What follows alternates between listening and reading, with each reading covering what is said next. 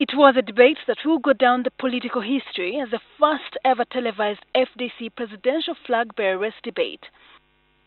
A debate that would give the candidates an opportunity to win hearts of some Ugandans and also allow the electorate decide on who the better candidate was of the two. The two candidates are three-time presidential contender, retired Colonel Dr. Kiza Besje, and current party president, retired Major General Mugisha Muntu. The debate centered on their views on local issues such as electoral reforms and governance, to international affairs such as Uganda's standing in the region and their personalities. It's a matter that can no longer be delayed.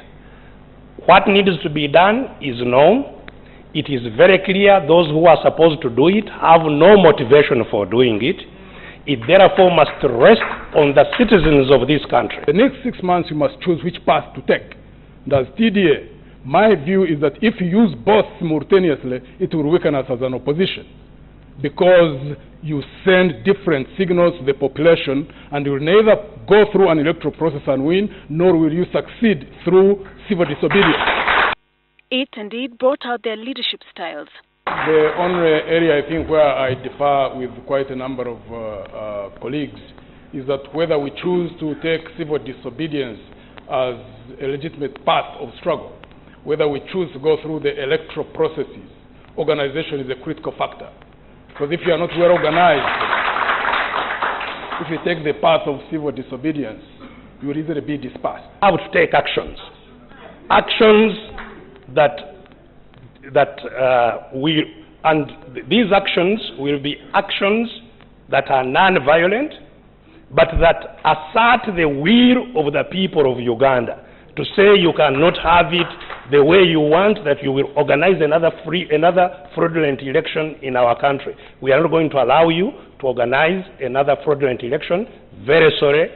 This is what we have decided as citizens. Thank you very much. Thank you very much. And if you want the specific actions that we will be taking, watch the space. The two candidates strongly differed on what both intend to do following government's failure to pass the much-anticipated electoral reforms. Besje reiterated his earlier position on the need for electoral reforms and involuntarily made it more clearer on his possible election boycott that he had in the past hinted on. Every candidate of TDA must fight for reforms ahead of the next elections. And the election, be cognizant of the fact that the elections are still ahead. The timetable is what you are talking about. Timetable is a result of politics. When the politics change, the timetable can change. If we don't have the organizational capability, I know, for example, we said if electoral reforms are not carried out through Parliament, we are going to shut it down. I know a number of leaders who gave those statements. The Parliament was never shut down. In what could be interpreted as a veiled attack on Besje's work methods, Muntu condemned populist leaders for issuing threats that they cannot achieve. As a leader, I don't like posturing, one. As a leader, I never want to give threats which cannot be carried through.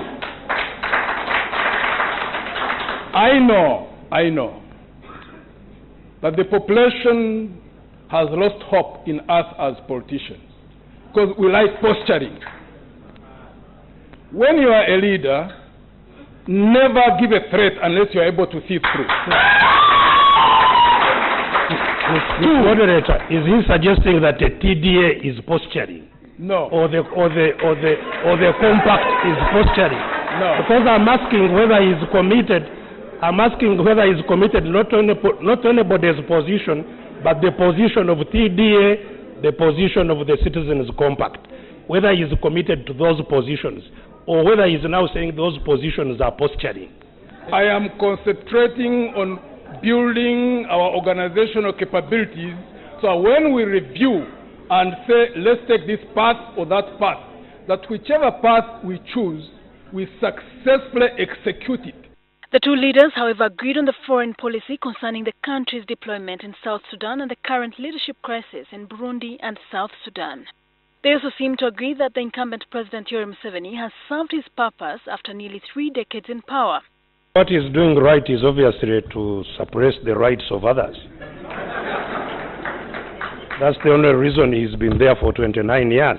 I think if he had left off at the time when the term limit of the presidential term limit, if he had left off at that point, I think there are a number of things for which he would have been credited for.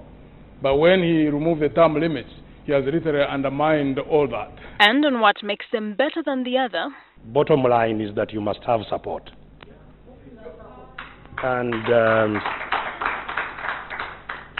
And I consider that I have demonstrable support. Support that has been galvanized over the last many years. He's a good candidate. There's no doubt about that. In the last 3 elections are not for him as an individual. Actually, they carry over from the support of Dr. Semogere. The fate of the two candidates lies with 1,000 delegates who will decide who is the better of the two to face off with others for the position of the joint opposition presidential candidate under the Democratic Alliance.